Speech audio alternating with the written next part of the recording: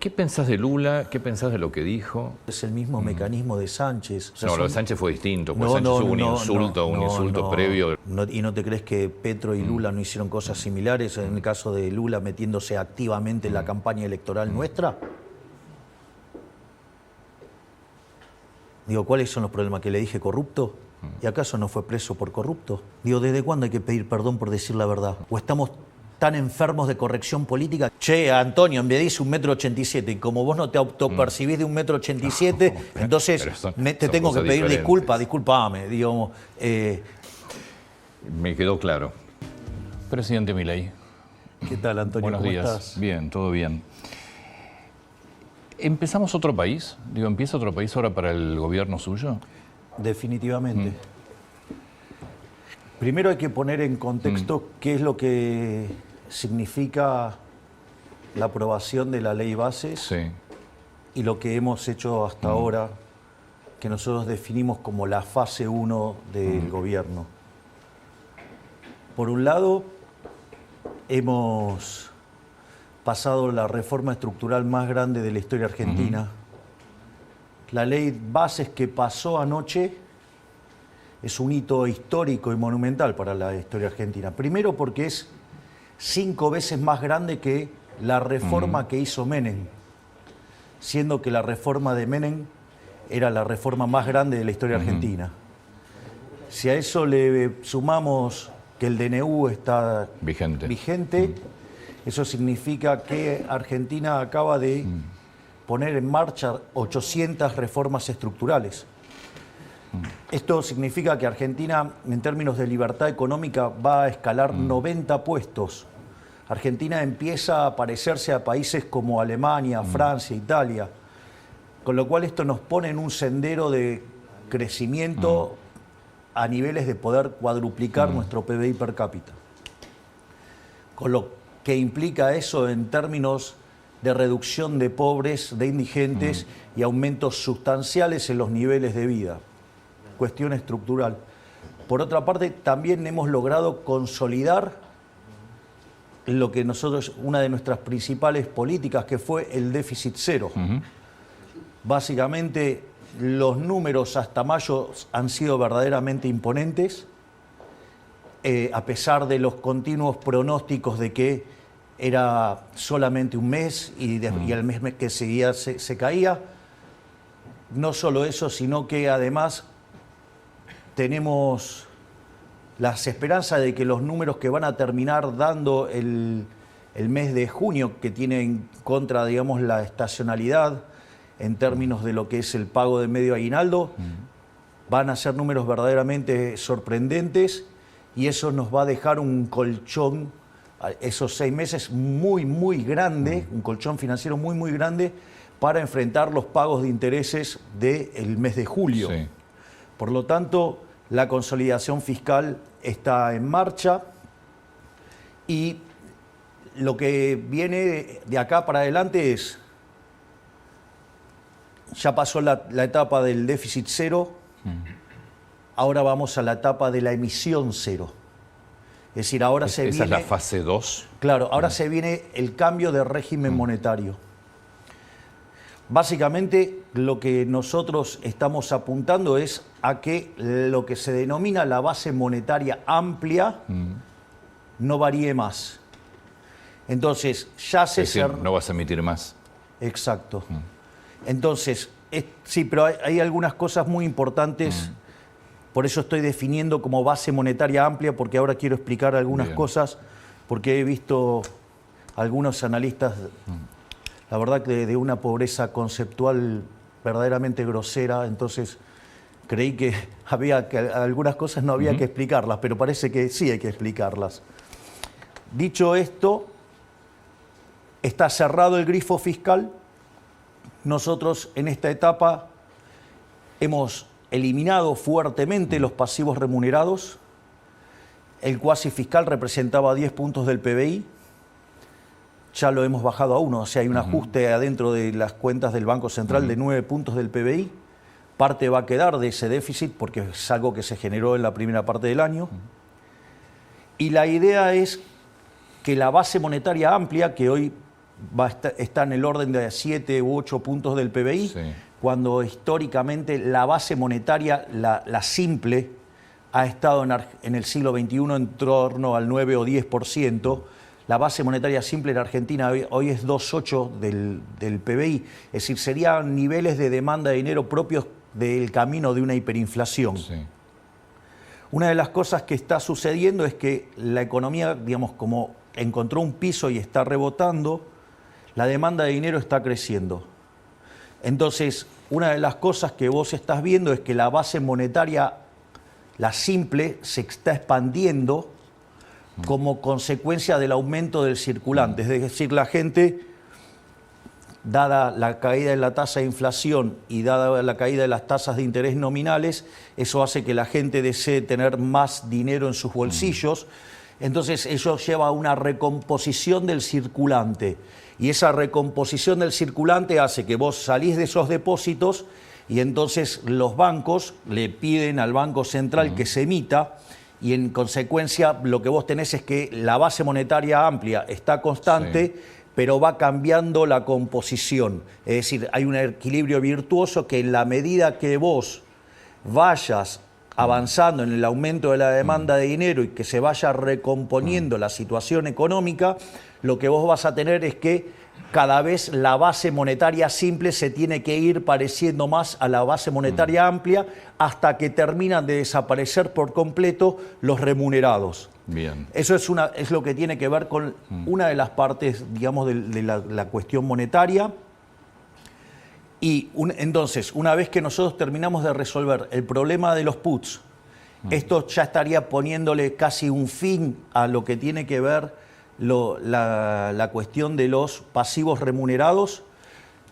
Una vez que nosotros además logramos converger en materia de inflación, que ahora voy a explicar qué es, cuando se cumplen todo ese conjunto de elementos, están dadas las condiciones para salir del cepo. Dicho esto, es entonces, ¿qué es lo que está faltando? ¿Te puedo preguntar? Dale. Sí, falta solamente sí, una cosa. Dale. Y básicamente, si yo miro la inflación núcleo o miro la mayorista, ponele, lo voy a redondear, en 3,5. La verdadera inflación, digamos, que tiene Argentina no es 3,5, es 1,5. Porque vos tenés 2 de pauta de evaluación, ¿no? Sí. Entonces, la primera etapa es que ese 3,5 termine pareciéndose a 2. Una vez que se parece a 2, vamos a 1. Una vez que vamos a 1 y alcanzamos 1, o una de dos, o vos vas por una situación de tipo de cambio fijo, o, digamos, vas a una situación de tipo de cambio flexible. Si consideramos que la economía está muy desmonetizada, podemos utilizar tipo de cambio fijo para que de esa manera poder monetizar lo que sucede, y entonces, digamos, solamente estás emitiendo contra demanda de dinero, o alternativamente ya directamente dejar libre el tipo de cambio. Eso hay que ver en qué condiciones monetarias llegamos, porque también hay que tener en cuenta que ahora viene lo que es el tercer trimestre del año. El tercer trimestre del año, Argentina tiene en términos de dólares una situación negativa. Vendés dólares. Vendés dólares. Sí, es más, y una de las cosas que te pasó es que como se te adelantó el frío, porque tiene que ver con las importaciones de energía. Entonces, cuando vos, digamos, pase eso, nosotros tenemos, como estamos sobrecumplidos en las metas de reservas, podríamos hasta perder 4.000 millones de dólares de reservas. O sea, como propio de la... O sea, va a depender de lo duro y largo que sea el invierno, pero nosotros estamos muy holgados en materia de reservas.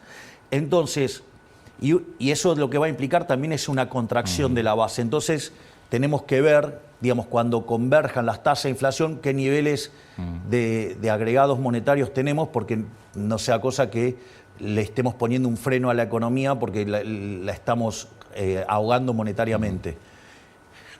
Y eso es la segunda fase. No solo eso, además vienen más reformas estructurales. Concretamente, digamos, ahora, en la semana que viene, ya hacemos el nombramiento del doctor Sturzenegger. Lo primero que sacamos vamos a sacar lo que él llama la ley de hojarascas, que son un conjunto de regulaciones que entorpecen el funcionamiento del sistema económico. Son 100 leyes que se eliminan, pero que implican más reformas estructurales que 100 leyes. Y por otra parte, en la medida que los números fiscales empiecen a mejorar como consecuencia del rebote, digamos, Argentina encontró un piso aproximadamente entre el mes de marzo y el mes de abril, cuando vos empezás a mirar los indicadores mes sobre mes desestacionalizado, empiezan a dar muestra de una recuperación, los indicadores líderes están mostrando tasas positivas y cuando tomás los índices de difusión están arriba del 50%, que son la cantidad de series que empujan para arriba. Por lo tanto, digo, la economía está saliendo y en ese sentido, en la medida que los ingresos fiscales mejoren, nuestro programa implica bajar impuestos y eso ya nos permitiría enlazar con la etapa 3 del programa, que es directamente empezar a crecer fuertemente. ¿Puedo...? Sí, claro, digo, para eso vine. Lo que pasa es que necesitaba completar está bárbaro. esta parte. Yo necesito que bajes a tierra para todos nosotros gran parte de lo que planteaste. Por ejemplo, bueno, la pregunta básica es, ¿qué tiempo estimás esta fase 2? Es decir, ¿cuándo la Argentina va a poder abrir el cepo, que es el final de la fase 2? A ver, el problema es, si yo fuera un dirigista te podría dar una fecha. Bien. Pero yo no soy un dirigista, yo soy liberal. Y si vos te fijás, cada uno de estos procesos tiene implícita la toma de decisiones de los individuos. Entonces, cuanto más rápido, por ejemplo, la gente quiera convertirse a circulante, digo, el proceso es más rápido, pero eso depende de la gente. Hay algunas cosas muy interesantes de la forma en la cual nosotros hemos construido el proceso de desinflación. Para mí siempre es relevante tomarlo en la inflación mayorista, que es la que adelanta, ¿no? Entonces, si vos te fijas, nosotros en diciembre tuvimos una inflación mayorista del 54%. Eso anualizado te da una inflación del 17.000%. Si vos tomás la inflación del último mes, que fue 3,5%, eso anualizado te da 50%. En rigor te da 51%, pero digo, estoy redondeando. Sí. La verdad que el logro de bajar la inflación de 17.000 a 50 es enorme. Y eso le tenés que sumar algunas cosas interesantes frente a otros casos exitosos de estabilización. Porque en principio, digo, nosotros al final no tuvimos esa hiper que termina licuando todos los saldos reales de la economía, destruyendo todos los activos en términos reales, lo cual hace que sea mucho más fácil la estabilización ahí, porque digo, agarrás todo en el quinto subsuelo, pero digamos, eso hubiera implicado 95% de pobres, ¿no? Y 50-60% de indigentes. Eso por un lado. Por otro lado, tampoco hubo expropiaciones. Sí, no hubo un Bonex 89. Nosotros no hicimos un plan Bonex, pero vos sabés muy bien que muchísimos analistas, todos decían que esto se resolvía con un plan Bonex. Sin embargo, nosotros hemos eliminado el cuasi fiscal de manera respetando los derechos de propiedad. No hemos hecho controles de precios ni hemos fijado el tipo de cambio, que es una forma más rápida de bajar la inflación. ¿Sabe el gobierno, sabés vos como presidente, que lo que se percibe en la calle es una caída muy fuerte de los ingresos, del consumo y que la economía todavía no termina de arrancar? Bueno, ahí vamos a poner las cosas en relativo. Cuando vos tuviste la caída del 2002, en el año el PBI cayó 10,9%, ponele 11%. Y en el segundo trimestre, que es cuando toman lugar todos los ajustes, esa caída fue del 16%. Pero esa es un tercio del tipo de crisis que nosotros enfrentamos, porque además nosotros teníamos un problema similar al que teníamos en la previa del Rodrigazo y teníamos un problema en el Banco Central que era peor que el que hubo en la previa de la hiperinflación de Alfonsín. Si vos mirás la caída en el primer trimestre fue de 5,1%, es decir, con lo cual la caída de una crisis 3 veces peor es de 1/3. Sí. Es decir, eso es un logro enorme. Cuando vos tomás, es más, el desestacionalizado cayó 2,6% la actividad en el primer trimestre respecto al cuarto trimestre, pero es más, el cuarto trimestre ya, digamos, con plan platita y con toda la inyección del gobierno anterior había caído 2,5%, es decir, que ya venía cayendo. Entonces, digo, no, sí, porque esto es importante. Y que, entonces, por lo menos, y además, desde el año 2009 hasta ahora, hubo 7 veces que el PBI cayó más que esto. Es decir, y vos no arreglaste ningún problema. Y nosotros, en 6 meses, evitamos una hiperinflación e hicimos el ajuste más grande de la historia de la humanidad. Por lo tanto, digamos, te diría que el logro es enorme, que hay mucho para hacer, no tengo dudas. Pero si yo miro el salario real está arriba que en noviembre.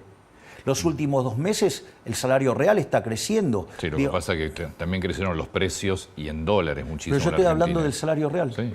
Y el salario real, digamos, estás mejor que, digamos, que cuando asumimos y los últimos 2 meses crecieron. Y si tomás las jubilaciones están arriba también. Y no solo eso, sino que además en dólares se duplicaron. Sí. Tengo una pregunta sobre jubilaciones. Sí. ¿Va a haber bono o no va a haber bono? Mira, el bono tiene una característica que es discrecional. Sí, completa. Sí. Y nosotros tenemos que ser serios y solamente va a haber bonos en función de cómo viene la situación y cómo vienen los números fiscales. O sea, porque hasta ahora está terminando junio y no se anunció todavía el bono. Porque depende de los números fiscales. Es decir, nosotros no vamos a engañarle a la gente, no vamos a mentirles dándole cosas que no hay. Y después eso lo terminaba siendo emisión monetaria y el efecto neutro, discúlpame, el efecto agregado es mucho peor, porque a vos te dan ese papel de colores que no compra nada y no es que solamente va a precios.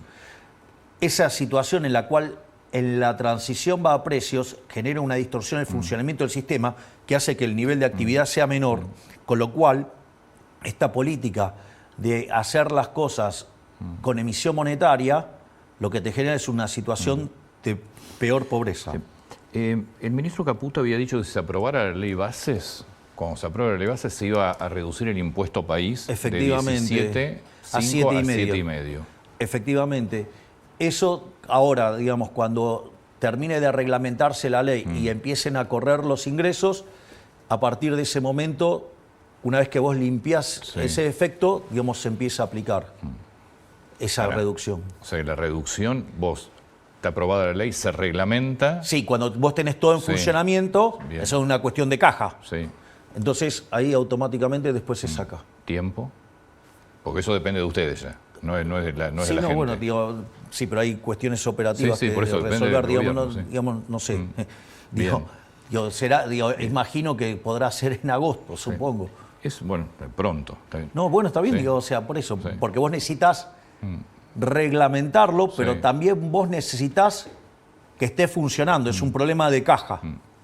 Es una segunda fase que empieza ahora, donde vamos a empezar a ver en la calle que la economía se empieza a mover.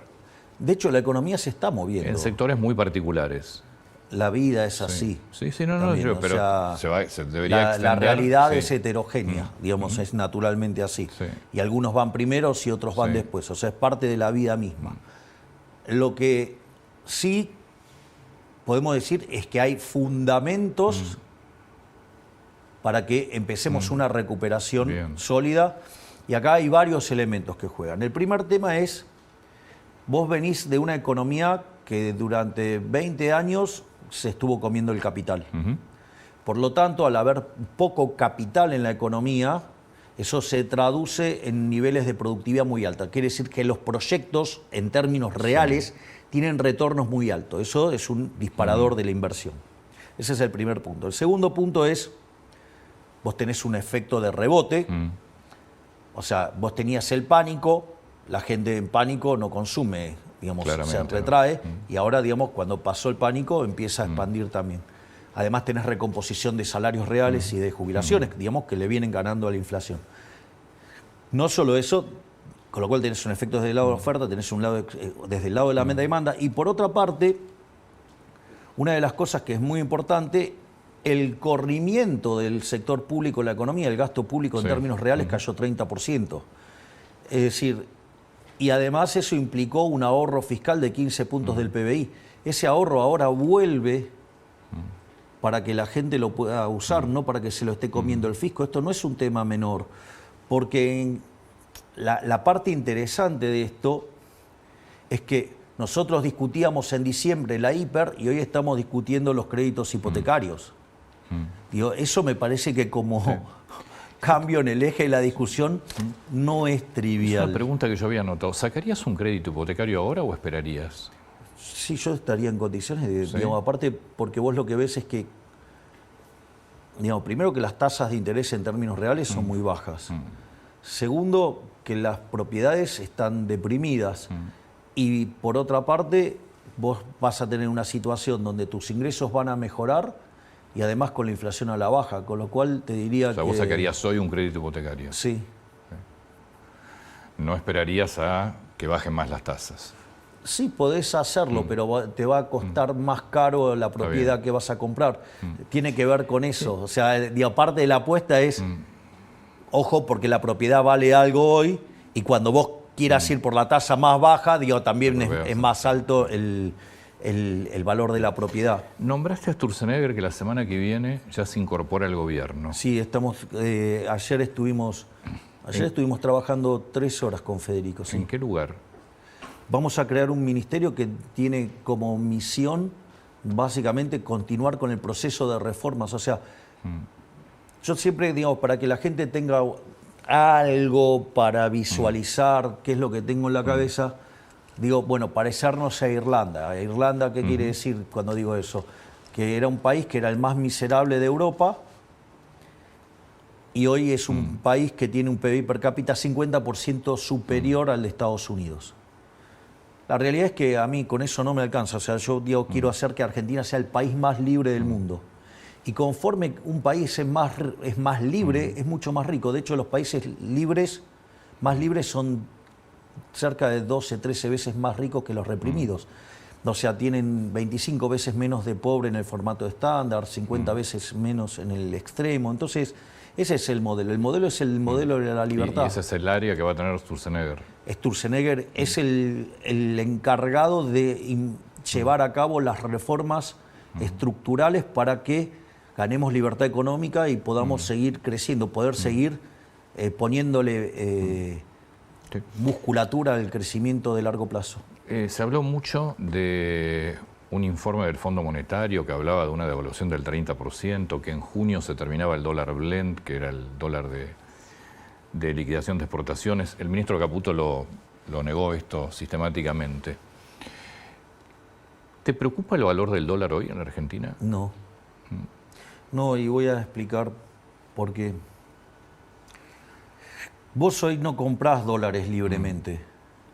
O sea, todavía tenemos... Comprás bonos, sí. Entonces vos comprás dólares por una vía indirecta, es decir, lo comprás vía bonos. El problema es que el bono no, es un mecanismo indirecto. Sí, sí, sí. Entonces, entonces el dólar no solo está reflejando las cuestiones que tienen que ver con el dólar, sino que al mismo tiempo está reflejando cuestiones que tienen que ver con el bono. La verdad que la conducta de algunos diputados con tanta vocación por destruir el equilibrio fiscal, cuando nosotros teníamos el riesgo en la zona de cerca de 1.150, lograron hacerlo llevar hasta 1.600. Eso que contamina la percepción de la solvencia intertemporal de la economía y que se impacta sobre el precio de los bonos, que los hace caer y que el riesgo país, los degenerados fiscales los llevaron a 1.600, la contracara de eso es que también, digamos, se manifiesta como un dólar más alto. Eso es una cuestión. La segunda es, vos en este periodo, de vuelta tenés el periodo donde estacionalmente perdemos divisas. Algunos hicieron una lectura de que eso era un problema y en realidad es parte de la estacionalidad. Es decir, es como decir que hay un problema porque Antonio, hace frío en invierno. Digo, es casi como una estupidez, pero bueno, digamos, o sea, esa es la calidad de analistas que tenemos. Y lo otro, digamos, que a mí también me parece interesante para tener en cuenta, digo, que es lo que está explicando este movimiento, es que pagaste el medio aguinaldo. Y, digamos, y la gente, digamos, tiende a... Por lo tanto, no me preocupa. Y en términos de comercio exterior, ¿es un dólar competitivo el actual o vos crees que va a haber modificaciones? Y supongamos, digo, te hago la cuenta al revés, supongamos que no fuera competitivo, ¿cómo se arregla? ¿Devaluando? Bueno, esta es la clásica solución que todos proponen siempre. Bueno, esa era mi otra pregunta. Sería un disparate. Suponete que te lo hago con un modelo... Si no, tenés que buscar competitividad bajando impuestos, por ejemplo. Exacto, eso es lo que nosotros estamos proponiendo. Y de hecho, la idea en el programa de crecimiento que estamos haciendo es con el gasto público fijo. De modo tal que todo lo que se genera de crecimiento y que se traduce en aumento de la recaudación va a permitir bajar impuestos. Y entonces la idea es terminar simplificando la estructura tributaria y que de 170 impuestos vayamos a 10. Obvio que esto, digamos, por eso es tan importante ahora que viene lo que es el Pacto de Mayo. Entonces, en ese sentido, digamos, ¿a dónde estábamos? Con el dólar, con el dólar competitivo o no competitivo. Ahora vamos por este lado. Suponete que yo tengo un modelo muy simple de transables y no transables.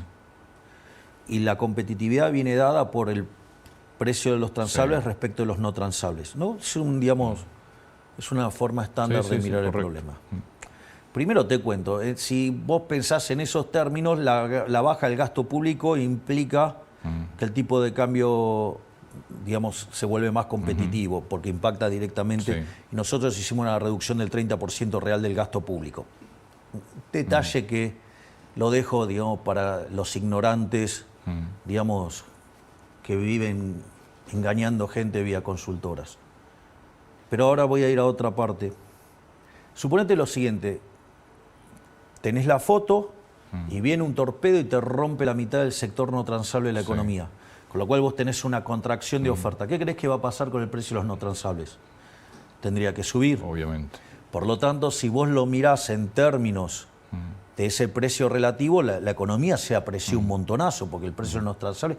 Ahora la pregunta es, ¿eso se arregla devaluando? Sería un disparate. Vos lo que tenés que arreglar es la recomposición del sector no transable. Si vos llegás a devaluar y haces subir el precio de los transables porque devaluaste, ¿cuál es el problema? Que la asignación de recursos que vos necesitás que vaya a ese lugar para corregir el problema de competitividad, lo estás bloqueando con la propia devaluación. Es decir, yo no tengo la culpa que, digamos, nuestros analistas tengan tan mala formación en economía que no entiendan ni siquiera modelos de equilibrio general de 2x2x2. O sea, sinceramente, digo, la verdad es que lo que muestran a cada instante es que les falta mucha lectura. Bueno, ya hablamos del tema cepo, hablamos de Sturzenegger. Tema prepagas. Por el DNU quedaron liberados todos los precios. Las prepagas hicieron un aumento disparatado, interviene el Ministerio de Economía diciendo, señores... Defensa de la competencia. Defensa de la competencia, denuncia por cartelización, retrotraen precios. Lo que plantea el Ministro de Economía me parece justo criterio, es nosotros vamos a regular actitudes. Ahora, en este momento vuelven a liberar. ¿Qué creen que van a hacer las prepagas? Van a volver a hacer lo de antes. Bueno, entonces volveremos a... Si cometen exceso, volveremos a recurrir a defensa de la competencia. Porque digo, si ya... Lo hicieron una vez y recurrimos a defensa de la competencia. Si hacen cosas que... Digo, esa maniobra tuvo también una intencionalidad política. Claramente. No fue una... Porque cuando vos mirabas la evolución de los precios, te dabas cuenta que no tenía que ver con las correcciones, digamos, que uno ex ante hubiera esperado a la luz del desfasaje que tenía, que era un desfasaje, si no me recuerdo mal, digamos, de 17 puntos porcentuales. Dicho esto, como eso tuvo una intencionalidad política, digo, quien estaba en ese momento al frente de esas instituciones, tiene profundos vínculos con quien perdió las elecciones, y eso fue un torpedo a un grupo etario, digamos, que tiene fuerte peso electoral en nuestra composición de votantes. O sea, no es que fue algo inocente, es decir, no fue inocente, fue algo hecho con mala intención política. Es decir, entonces, a la luz de todos los desequilibrios que se habían generado de la previa, porque esto también es importante, porque hay algunos que confunden ser libertario con ser un libertarado. Y yo también descubrí que hay mucho más libertarados que libertarios, porque, digamos, vos tenés una situación que está viciada de origen. Es decir, la pandemia fue un mecanismo por el cual se inyectaba dinero y algunos sacaban ventajas y cambiaron la composición del sector, y vos estás haciendo un programa de estabilización con corrección de precios relativos, y además la política juega. Entonces, vos no podés analizar, digamos, como si estuvieras en condiciones normales de presión y temperatura, cuando en realidad hay tipos tirando torpedos por todos lados. Entonces, uno tiene que internalizar algunas restricciones, y que no todas son además económicas, que son, te diría, las más fáciles de ver. Hay otras que son de índole política y que vos jamás te imaginaría que estarían dispuestos a causarle daño a la población por hacer un daño político, y lo que hemos descubierto es que de enfrente tenemos un conjunto de degenerados que no tienen ningún tipo de problema de destruir la población con tal de tener el poder. Y eso, ¿sabes dónde se ve más claramente? Por ejemplo, en lo que fue lo que nos dejaron de herencia. Si nosotros hubiéramos abierto el cepo el primer día, nos habían pasado todas las colocaciones a un día, claro, con lo cual hubiéramos cuadruplicado o quintuplicado la oferta de dinero, la base monetaria en rigor, en un día, en una situación donde teníamos deuda con importadores por 50.000 millones de dólares, la CIRA, 15.000 millones de dólares pisados de dividendos, 90.000 millones de dólares en vencimiento en pesos. ¿Vos te encontraste con un país mucho peor de lo que pensabas? Sí, era mucho peor que lo que creíamos, porque había partidas ocultas. Nosotros, por ejemplo, creíamos que el problema del Banco Central eran solamente los pasivos remunerados. Y lo que descubrimos es que no solo estaba el problema de los pasivos remunerados, había una cosa que es muy perversa, que es el tema de los puts. Sí. Cuando el gobierno anterior desea financiar el déficit fiscal, no consigue que los bancos le financien, entonces prefieren hacerlo vía el Banco Central. En esa operatoria que prefieren hacerlo vía el Banco Central, cuando vos tenés una opción, ya sea un put, un call, que está en condiciones de ser ejercido, en realidad, digamos, o sea, tu verdadero problema es la supuesta contingencia, que en este caso ya es una certeza, porque estaba en zona de ejercicio. Que te lo van a ejercer. Claro, además no tenés fecha, te lo pueden ejercer porque es americano, exacto. O sea, porque si fuera europeo, sabes cuándo vence. Acá, digamos, te lo ejecutan el día que se les da la gana. Dicho esto, ¿qué es lo que ocurre? En este contexto, a vos te podían meter 2 bases monetarias más de un día para el otro con eso, y en el balance del Banco Central, por una cuestión de contabilidad, se registra solamente el put. La opción. Claro, exactamente. No se registra lo que te pueden ejecutar. Exacto, se registra la opción, no la contingencia. O sea, como cualquier opción. Claro, entonces, tío, cuando entramos ahí nos encontramos con ese... Que la contingencia en este caso además era recontra ejecutable. Estaba in demand y estaba activado para ejecutarse, en cualquier claramente. momento, claro. Entonces, y eso es lo que hace que todavía no podamos salir del cepo. ¿Y eso cómo lo van a resolver? Porque todavía está la opción, es decir, todavía está... Estamos trabajando en darle una solución. Por eso es tan importante, yo te diría, la verdad que la tarea de Bausili y Pablo Quirno es monumental, porque están recreando toda una curva de pesos. Recrear esa curva de pesos hace que esos pasivos monetarios remunerados que nunca deberían haber estado en el Banco Central, Sí.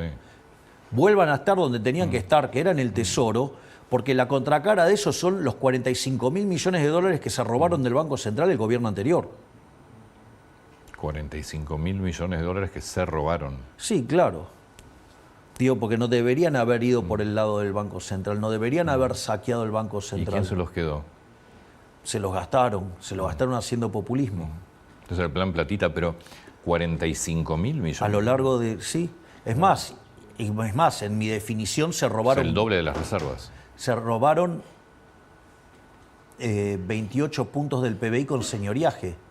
Lo que pasa es que no está tipificado como delito, pero el señoriaje es delito. Vos emitiste 28 puntos del PBI en 4 años, pero de esos 28 puntos del PBI, 13 se emitieron en el último año. O sea, te das cuenta que estamos hablando se patinaron cerca de 90.000 millones de dólares, el último año nada más. Yo no puedo creer las cifras. Bueno, se vio todo lo que pusieron en la calle, pero vos me estás hablando de 90.000 millones de dólares. Es una fortuna. obvio. Digamos, eso es el populismo. Eso es lo que nos dejaron plantado. Ahora, digo, yo no voy a estar llorando por la herencia, porque en condiciones de presiones normales, en condiciones normales de presión y temperatura, vos no tenés un presidente liberal libertario. Digo, por algo soy el primer presidente liberal libertario de la historia de la humanidad, porque digo, o sea, no es el estándar. Digo, tiene que estar todo muy roto. La diferencia era si estallaba, y creo que nosotros esto lo hemos hablado en alguna entrevista. Te dije que era mucho más fácil arreglarlo si estallaba. Lo que pasa es que el daño que tenías es gigantesco. Obvio, pero ellos, ¿qué era lo que esperaban? Que en lugar de actuar como libertarios, actuáramos como libertarados y que nos estallara todo, y en diciembre arrancaban los saqueos y en enero ya ellos volvían al poder, todo el ajuste se hacía por las malas y todo era culpa de los libertarios, y entonces ibas a tener 100 años más de populismo hasta que nos hundiéramos en la más guarra de las miserias. ¿Te puedo volver al principio de la fase 2? Donde quieras. Pero tratá de llevármelo a nuestra vida y a nuestro lenguaje. Explícame la fase 2 en la calle, para todos nosotros. O sea, ¿en qué nos va a cambiar la fase 2 del gobierno? Con la ley de bases aprobada, el paquete fiscal aprobado. La fase 2 tiene algunos elementos interesantes. Que empezás a aprovechar los réditos de haber hecho la estabilización, y eso va a significar un nivel de actividad recuperándose, una mejora del empleo, una mejora de los salarios respecto de la inflación, mejora de las jubilaciones respecto de la inflación, tasas de interés más bajas, la existencia de créditos, ¿sí? Y un proceso de inversión donde el RIGI juega un rol fundamental para conseguir nuevas inversiones. Y eso, lo que vos tenés en la fase 2, implica además empezar a terminar definitivamente con el problema de la inflación, que cuando vos tengas eso terminado y vos puedas asegurarte que la emisión sea cero, podemos ir a la ley de emisión cero, donde básicamente si vos emitís dinero... Está la ley comparada delito de lesa humanidad. Exactamente, donde va preso el presidente, el ministro de Economía, el presidente del Banco Central, todo el directorio y los diputados y senadores que aprueben esas cosas. Vos me podés decir, bueno, pero puede venir alguien y la puede cambiar. Sí, pero como tiene esa característica de lesa humanidad, puede volver otro y decir... no prescribe. Exactamente. Eso no es menor, porque eso es determinar que se muere la inflación. Por otra parte, como nosotros apuntamos que la base monetaria amplia no cambie y que la base monetaria tradicional vaya convergiendo a la amplia, toda la monetización de la economía se va a hacer de manera endógena por la gente y vos vas a poder usar distintas monedas. Entonces, y vos vas a tener más reformas estructurales. Nosotros tenemos todavía más de 3.000 reformas estructurales. Si ya metimos 800, vamos a meter 3.000 más. Ese va a ser Sturzenegger. Exactamente. Y eso es todo inyección al crecimiento. ¿Dolarización ya quedó al margen y No, la dolarización va a ocurrir naturalmente. Esa es la dolarización endógena. Endógena, claro, porque si yo dejo fija la cantidad de dinero, ¿sí? Y los distintos aumentos de la demanda de dinero, en lugar de que vos los tengas que pasar por el mercado, vos puedas usar los dólares o la moneda que vos quieras, es en realidad competencia de monedas. Entonces, vos, por ejemplo, porque si vos estás en el sector petrolero, es más probable que utilices el WTI, no necesitas usar el dólar. Está bien, pero el peso no va a desaparecer. El peso, digamos, no necesita desaparecer. Lo que necesitas es que no crezca más. Y para que vos no tengas un problema con los precios en pesos y forzar la deflación, lo que dejas es que ingresen las otras monedas. Sí, correcto. Entonces, de esa manera vos mantenés los precios alineados sin que tengan tantas fluctuaciones, porque si vos obligaras a que pasen por los pesos, lo que estás haciendo es obligar a que vendan esas monedas extranjeras. Entonces, lo que a vos te ocurre es que va a empezar a darse la monetización de la economía con la presencia de nuevas monedas. Va a haber un momento que va a ser tan grande la relación entre el resto de las monedas y el peso que puede decidirse en algún momento sacarlo, lo puedes hacer, digamos, desde mi punto de vista lo mejor sería sacarlo, porque está claro que yo no quiero emitir, pero a mí no me consta que otros no quieran emitir. Pero bueno, eso también es un proceso en el cual se va a ir dando con el tiempo, pero esto es como todo, Antonio. A ver, están todos ansiosos con la inflación. Y ahora vos toma cualquier reportaje mío y yo te decía, ¿cuánto tiempo tarda en bajar la inflación? 18 meses. 18 a 24. Siempre planteaste un programa a 30 años, básicamente, con distintas etapas. Exacto. Digamos, o sea, para que... De hecho, la dolarización, si yo mal no recuerdo, era al año o año y medio que se empezaba a plantear. Se empieza, claro, digamos, primero tenés que arreglar todo el desastre que te dejaron el Banco Central, que es bastante más grave de lo que había, y una vez que vos saneás el Banco Central, una vez que estás en el régimen de competencia de monedas y tenés un sistema financiero anticorrida, recién ahí podés avanzar en la dolarización. ¿Te preocupa que suba la inflación en junio, como están planteando las consultoras a raíz de la suba de tarifas, que se vaya a 5.2, 5.5? No, porque si yo miro la tendencia es a la baja. Creer que toda esa tendencia no puede tener un serrucho es un error conceptual enorme. A mí lo que me preocupa mucho más en el sentido de que hay que mirarlo, para mí lo que hay que estar mirando todo el tiempo es la core y la mayorista. Sí, correcto. Entonces, y siempre el comparado es, tenés un piso de 2 porque tenés la pauta devaluatoria. Aparte los servicios públicos los sacás, no están en la core. Entonces, bien, exacto, porque vos en el medio lo que estás teniendo es una recomposición de precio relativo.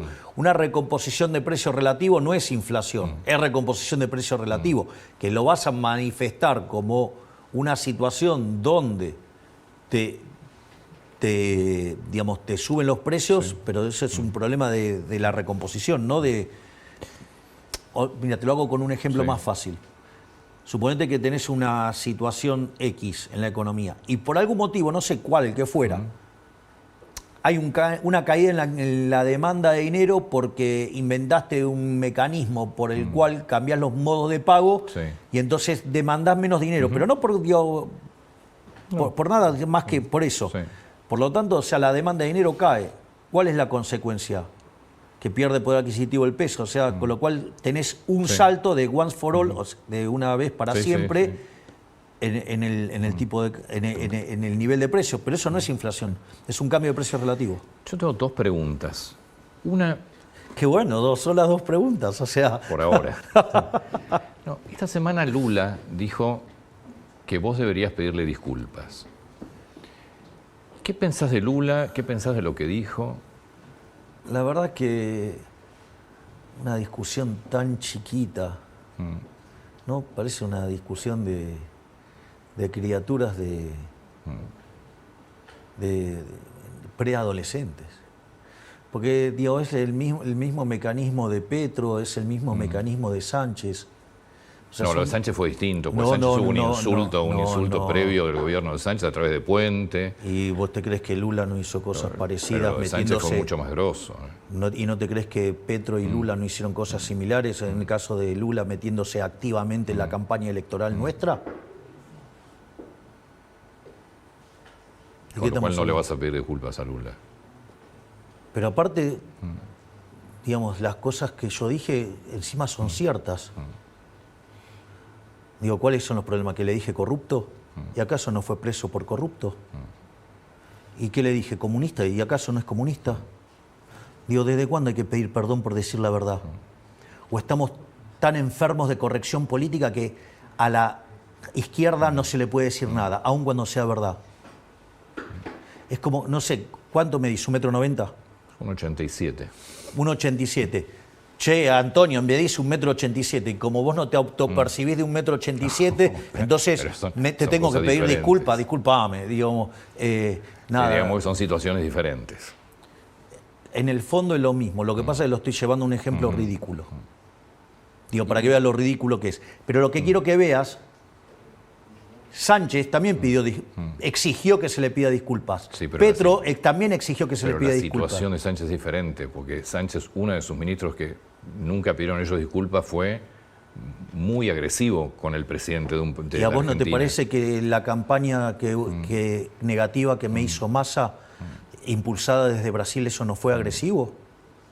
Pero en todo caso es un problema de Massa también. Pero igual la pregunta era... Digamos, de vuelta, Sí. ¿pero quién era la contraparte?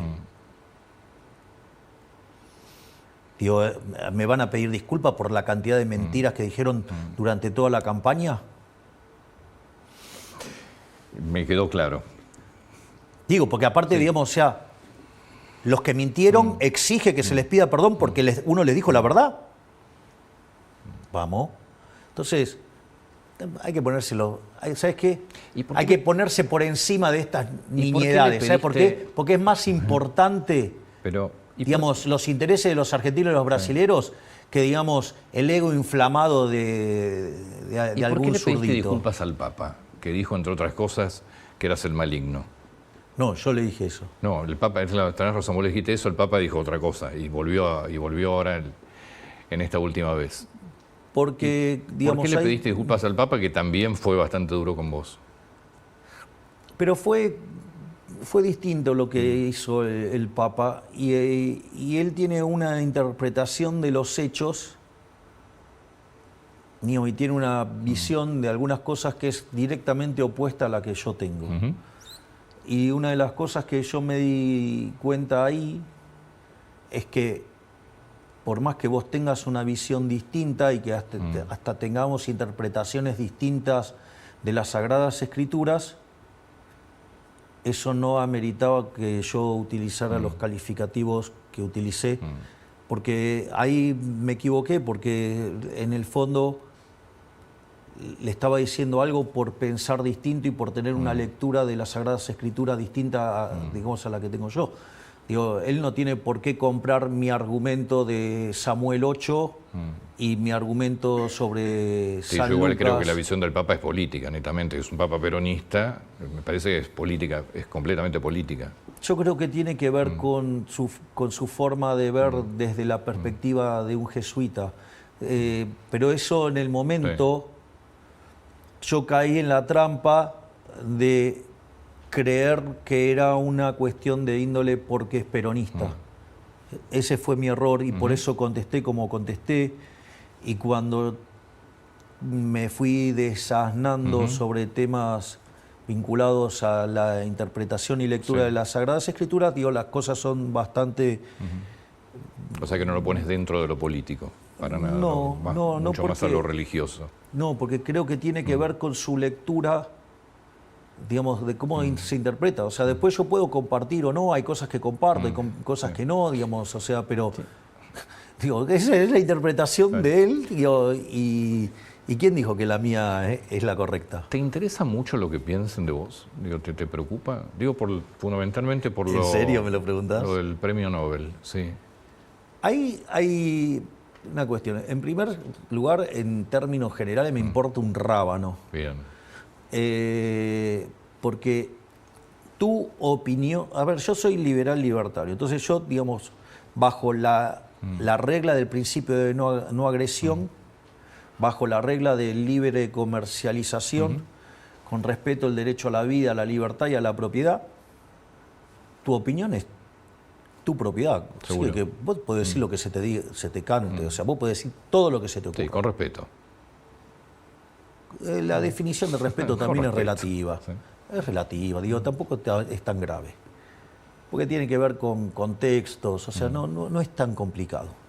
Es decir, a veces algo dicho con un insulto es mucho más suave que algo dicho con lindas formas. O sea, digo, la estupidez de las formas es para gente muy limitada intelectualmente. Digo, de hecho, digamos, uno de los grandes pensadores y grandes arquitectos de la mejor Argentina era un puteador serial, digamos, que era el caso de Sarmiento. Así que digamos, y sin embargo desasnó a este país. Entonces, con lo cual eso te diría que lo que a mí me parece es que hacen una interpretación de lo que yo dije que es falso. O sea, se toma un segmento de una conferencia y se lo aísla y dice una determinada cosa. En ese sentido, lo que yo dije es que lo que estamos escribiendo con Demian, nosotros, en economía vos tenés una inconsistencia entre, lo voy a poner en términos de metáforas, entre la idea de la fábrica de alfileres, técnicamente se llama rendimientos crecientes. De hecho, de las 3 horas que estuvimos con Sturzenegger, 1 hora estuvimos discutiendo esto. Y la idea de la mano invisible, digamos, acorde a la interpretación de Pareto. Eso genera una inconsistencia que vos o elegís una o elegís la otra. Si elegís la fábrica de alfileres, vos te quedás con la explicación del crecimiento económico, algo muy importante en los últimos 250 años de la humanidad, pero tenés una inconsistencia en términos de eficiencia que la teoría económica hoy la resuelve con el accionar del gobierno, lo cual es una contradicción en sus términos. O sea, porque la presencia del gobierno destruye crecimiento, no crea. Entonces, ahí tenés una inconsistencia. La otra es tomar una posición, como toma la academia, se queda con el óptimo de Pareto, con la mano invisible, y deja de lado los rendimientos crecientes, es decir, la fábrica de alfileres, y le pone un parche al modelo para que genere crecimiento a dedo, lo cual es un espanto.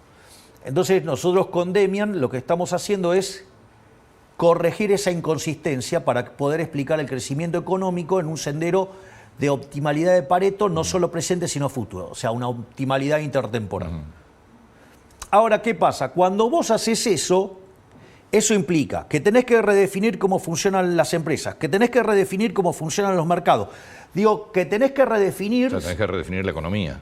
Bueno, implica, el día que vos lográs cambiar eso implica un torpedo sobre la teoría económica neoclásica que tiene que cambiar el 80% de la teoría económica neoclásica. Y cuando vos haces ese cambio, todo lo que estuviste discutiendo en los últimos 50 años en materia de política económica está todo mal.